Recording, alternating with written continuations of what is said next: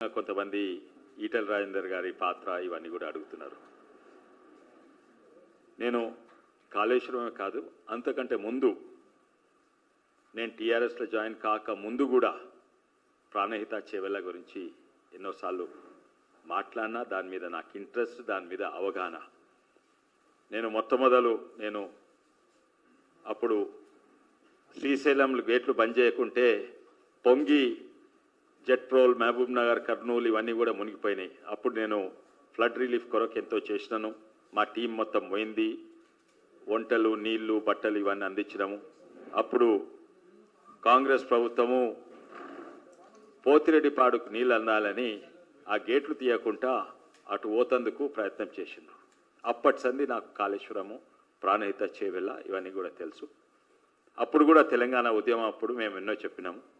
అయితే వీళ్ళు కాంగ్రెస్ ప్రభుత్వము రాయలసీమ నాయకుడు వచ్చి మొత్తము నీళ్లు రాయలసీమకు పంపిస్తుండు పోతిరెడ్డిపాడు ద్వారా అని ఉద్యమం చేస్తే, మేమే కాదు అప్పుడు కాంగ్రెస్ ఉన్న జానారెడ్డి గారు ఎంతోమంది కూడా మాట్లాడిండ్రు. ఇది అప్పుడు ఏం చేసిందంటే, ఏదో తెలంగాణ నోట్లో చాక్లెట్ పెడతందుకు మీకు కూడా ఒక ప్రాణహిత చేవెళ్ళ ఇస్తా అని అన్నారు.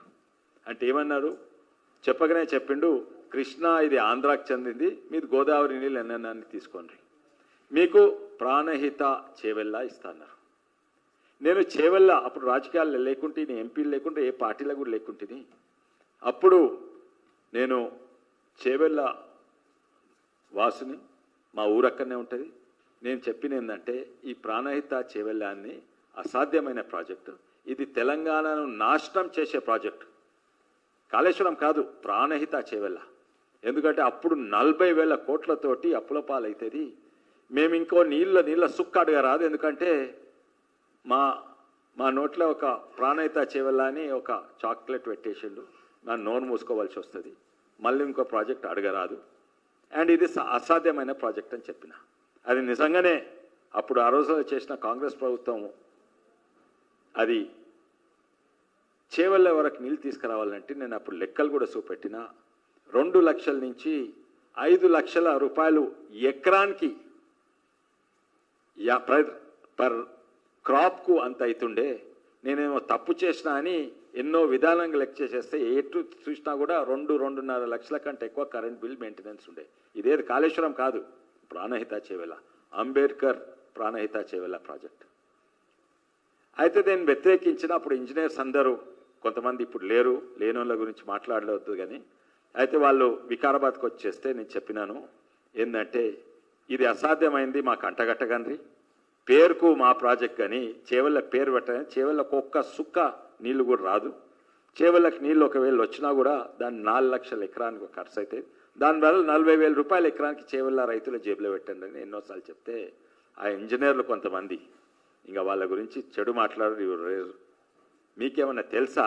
మీరు పేదల గురించి ఏమన్నా తెలుసా? మీకు పేదలకు దాహం అంటే ఏందో తెలుసా? మేమేమో నీళ్ళు ఇస్తుంటే నువ్వేమో ఆపుతందుకు అని అన్నారు. మీరు నిజంగానే నీళ్ళు ఇస్తుంటే నేను అప్పుడు పాపం, కానీ మీరు నీళ్ళు ఇస్తలేరు, మాట చెప్తున్నారు. ఇవన్నీ కూడా అది ఉద్యమం అప్పుడు. దాని తర్వాత ఇప్పుడు కేసీఆర్ గారి గురించి చెప్పినాం. కేసీఆర్ గారికి ఇదంతా కూడా అవగాహన ఉన్నది. దాని తర్వాత టీఆర్ఎస్ పార్టీలు జాయిన్ అయినా. దాని తర్వాత కేసీఆర్ దీన్ని నేను అనుకున్న రద్దు చేస్తాడు అనుకుంటే రద్దు చేయలేదు. పేరు మార్చింది, ఇంత డిజైన్ మార్చిండు. పేరు అంబేద్కర్ పేరు తీసేసి ఆయన సొంత పేరు పెట్టుకుండ్రు కాళేశ్వరం అని. మీరు చెప్పలేదు, ఈటెల రాజేందర్ చెప్పలేదు, హరీష్ రావు గారు కూడా చెప్పలేదు అనుకుంటా. అది సొంత కేసీఆర్ పెట్టింది. అంబేద్కర్ పేరు తీసి కాళేశ్వరం పెట్టిండ్రు. పెట్టి అదే ప్రాజెక్టు సేమ్ డిట్టో, కానీ కిందున్న తోక టేలెంట్ ప్రాజెక్ట్ అంటారు, ఆ చేవెళ్ళ తీసేసిండ్రు. అది ఉన్నా లేకున్నా అంతే ఉంటుంది. ఎందుకంటే చేవెళ్ళకు పెట్టినా పెట్టకున్నా ఒక్క సుక్క నీళ్లు రావు, చేవెళ్ళ వికారాబాద్కు రావు. కానీ ఇది తీసినట్టు కానీ ఆడ తుమ్మడి హట్టి నెత్తి తీసేసిండు. తీసేసి మళ్ళీ నీళ్ళు, ఇది ఎందుకు చాలా మందికి తెలుసు, మీకు తెలుసు, మళ్ళీ నీళ్ళు కింది వారి మేడిగడ్డకు తీసుకొచ్చి మళ్ళీ రివర్స్ పంపింగ్. దాంట్లో మాత్రము కాంగ్రెస్ది ఆ డిజైన్, ఆ అంతవరకే కాంగ్రెస్ డిజైన్ బెటర్ ఉండే. కానీ అక్కడ మళ్ళీ నీళ్లు కిందికి రివర్స్ పంపింగ్. ఈ రివర్స్ పంపింగ్ నదిని ఉల్టా కింది నుంచి మీదికి ప్రకృతికి దేవునికి వ్యతిరేకము రివర్స్ పంపింగ్ చేసి ఇవన్నీ పిచ్చి పిచ్చి ప్రాజెక్ట్స్ ఇవన్నీ కూడా. కానీ ఒకటేసారి వారు చెప్పలేదు, ఎవరు కేసీఆర్ గారు మొత్తం డిజైన్ రివీల్ చేయలేదు. ఇది చేద్దాము, మంచిగా ప్రజలకు లాభం అయ్యేటట్టు చేద్దాము అని అన్నారు.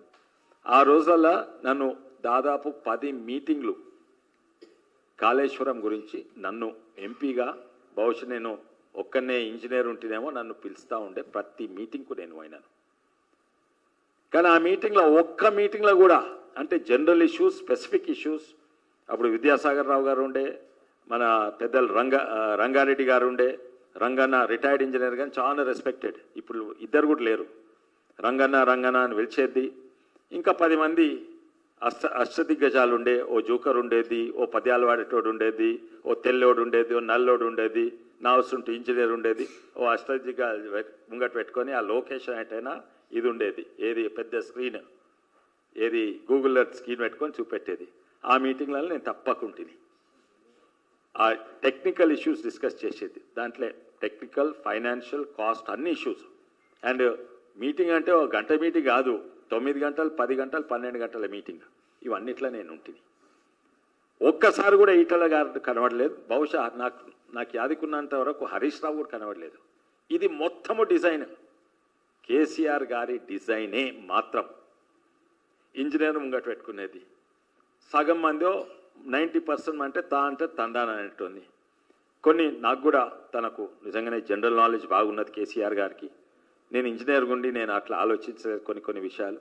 ఇంజనీర్లను పిలిచేది, ఇగో ఇక్కడి నుంచి ఇక్కడ నీళ్ళు వస్తున్నాయి, ఇక్కడి నుంచి ఇక్కడ నీళ్ళు పోతాయి, ఇక్కడి నుంచి కెనాల్, మళ్ళీ ఇక్కడి నుంచి కెనాల్కి ఇక్కడ, దాని పక్కకే వాగుంది కదయ్యా, కెనాల్ ఎందుకు వేస్ట్? ఆ వాగులు అయితే ఎట్లయినా వస్తాయి, ఎందుకు? ప్రజాస్వామ్యం మనం కాపాడాలి. మంచి డైలాగ్స్, గొప్ప డైలాగ్స్. నిజంగానే అప్పుడు నేను కూడా కేసీఆర్ పైన నేను ఇంజనీర్గా తట్టనివి, తనకు కామన్ సెన్స్, జనరల్ నాలెడ్జ్ తోటి ఎన్నో అట్లా చెప్పేది, తనకు నాలెడ్జ్ ఉండేది. ఏంది అది వేస్ట్, ఇక్కడి నుంచి కెనాల్ ఎందుకు పోయాలి, నీళ్ళు అక్కడి నుంచి ఇక్కడికి వచ్చేది కదా, అయితే పక్కకు వాగులు వస్తే ఆటోమేటిక్గా వస్తుంది, వాడు ఫ్రీ వస్తుంది. ఇటువంటి కొన్ని సలహాలు ఇచ్చేది. అంటే నేను ఇరిగేషన్ ఇంజనీర్ కాదు, నేను ఎలక్ట్రికల్ ఇంజనీర్. కొన్ని కామన్ సెన్స్కు అపీల్ అయ్యేటట్టు ఎన్నో చెప్పిండ్రు, మంచిదే. అట్లా నేను పోతున్నా. కానీ ఎండ్ డిజైన్ వచ్చే వరకు అది ప్రాణహిత చేవెళ్ళ కంటే వర్స్ట్ డిజైన్. దానికి ఇట్లా 2 లక్షలు అయితే దీనికి 4 లక్షలు అయ్యేటట్టున్నది ప్రతి ఏడాదికి. దీంట్లో ఎవరిని కూడా అభిప్రాయం తీసుకోలేదు. ఎవడన్నా తప్పు మాట్లాడినా, ఎవరైనా వ్యతిరేకించినా, తర్వాత లాస్ట్ 2 మీటింగ్ల తర్వాత డిజైన్ అర్థమైనాక ఇగో ఎంపీ గారు నేను కూడా అంగీకరించిన కొన్ని మంచి ఐడియాస్ ఇస్తా కేసీఆర్. లాస్ట్కి తెలిసిపోయింది, ఓవరాల్ ఐడియా అయింది తెలంగాణను మున్సుడు, అది ఎవరికి లాభం కాదు. ఇది కాంగ్రెస్ చేసింది అసాధ్యమైన ప్రాణహిత చేవల్ల అంటే దానికంటే అసాధ్యమైంది ఇది తుమ్మడట్టి నుంచి మేడిగడ్డకి తీసుకోవచ్చు, ఈ నదిని ఉల్టా తిప్పుడు, ఇవన్నీ పిచ్చి. దాంట్లో 1-2 దాంట్లో నేను అంగీకరించలేదు. అంగీకరించాలంటే నిలబడి నువ్వు చేసిన తప్పు అట్లేం కాదు. అగో ఎంపీ గారు కూడా అడిగితే కాదే ఆయన ఇంజనీర్ చెప్పిందే కరెక్ట్ అని అన్న 2 సార్లు అనే వరకు నన్ను కూడా పిలుచుడు బంద్ చేసిండు, నన్ను కూడా. కానీ ఈ మీటింగ్లో ఒక్క మీటింగ్లో కూడా ఈటల గారు లేరు. నాకు యాదకుంత వల్ల బహుశా ఒకసారి హరీష్ రావు గారు వచ్చిండ్రు. ఇది మొత్తము A to Z designed by KCR. Common సెన్స్గా మంచి ఐడియాస్ ఉంటాయి కానీ ఇంజనీర్స్ చేసే పని. ఎవరినన్నా తప్పు పట్టాలి అదే దాని ఇంజనీర్స్ అంటే, అదే దాని కేసీఆర్ అంటే ఇంజనీర్సే. ఇంజనీర్స్ కూడా వాళ్లకు ధైర్యం ఉంటే తాంతే తందాననేటోళ్ళను పెట్టుకున్నారు. ఎవరన్నా అండు మాట్లాడితే వాళ్ళని తీసేసిండ్రు ఇంజనీర్స్గా. నాకు తెలుసు రంగారెడ్డి గారిని అడ్వైజర్గా పిలిచిండ్రు, తనని ఎట్లా తీసేసిండ్రో నాకు కళ్ళారా తెలుసు. నేను అదే వేరే కథ. ఇవన్నీ ఒక్కొక్కటి స్టోరీస్ ఉన్నాయి. ఎంతోమంది ఉన్నారు మా వికారాబాద్ ప్రాంతం నుంచి, పెంటారెడ్డి గారు, ఇది తర్వాత పెంటారెడ్డి గారు కూడా దాంట్లో అడ్వైజర్గా అయ్యిండ్రు.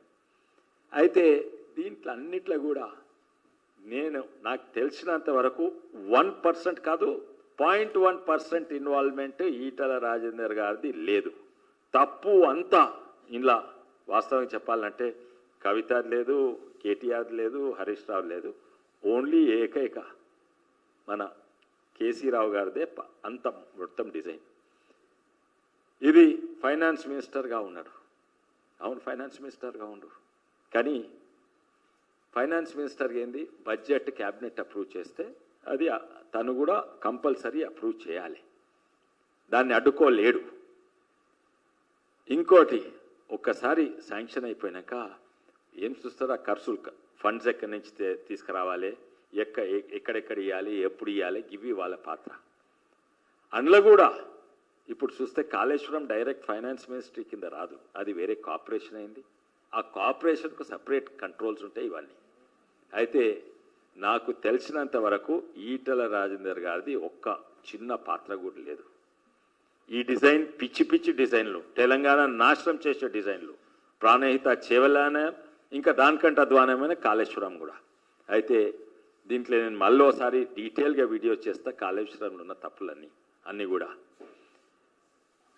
ఇంకేమైనా తప్పు పట్టాలంటే నాకు ఆశ్చర్యం అవుతుంది, ఎందుకు ఇంత పెద్ద దోపిడైనాక ఇప్పటి వరకు అసలుకు ఉన్న ప్రభుత్వము ఎందుకు ఇదే కాదు, ఎన్నో విషయాలలో ప్రత్యేకంగా నాకైతే ఎందుకు ఎవరిని కూడా నిందితులుగా ఇప్పుడు తెలుసుకోలేదు, నిందితునిగా అరెస్ట్ చేయలేదు, వాళ్ళ మీద కేసెస్ పెట్టలేదేంది. ఓన్లీ ఒక కమిషన్ నడుస్తుంది, అది ఎన్నో నెలలు నడుస్తుందేమో.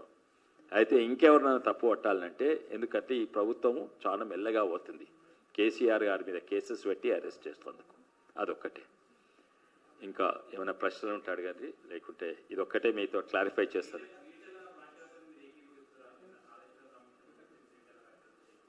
నేను మొత్తం డీటెయిల్ ఏం లేదు. ఇప్పుడే నేను పొద్దుగాల రామ్నాథ్ కోవింద్ రిసీవ్ చేస్తేందుకు పోతే ఈటల కలిసిండు, అండ్ 2 మాటలు మాట్లాడినాం.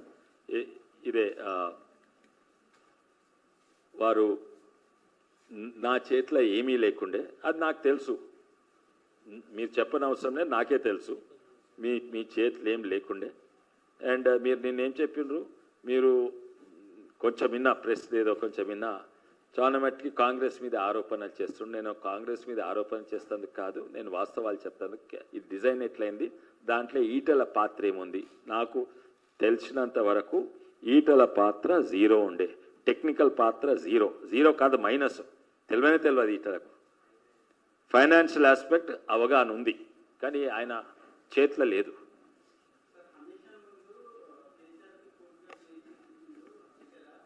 నేను ఇస్తలేను కేసీఆర్కి. మరి ఎవరు చేసిండు, దేవుడు చేసిందా, దయ్యం చేసిందా, లేకుంటే కాంగ్రెస్ పార్టీ చేసిందా? ఇస్తే నేనైతే ఇస్తలేను, నేనైతే అస్సలే ఇస్తలేను. కరెక్ట్. నేను ఇప్పుడు చెప్పింది అదే, కేసీఆర్ తప్ప ఇంకెవరిదంత తప్పు ఉంటే ఇంజనీర్లు అని చెప్పిన, అంతే కదా. తా అంటే తందాన అనే ఇంజనీర్ల తప్పు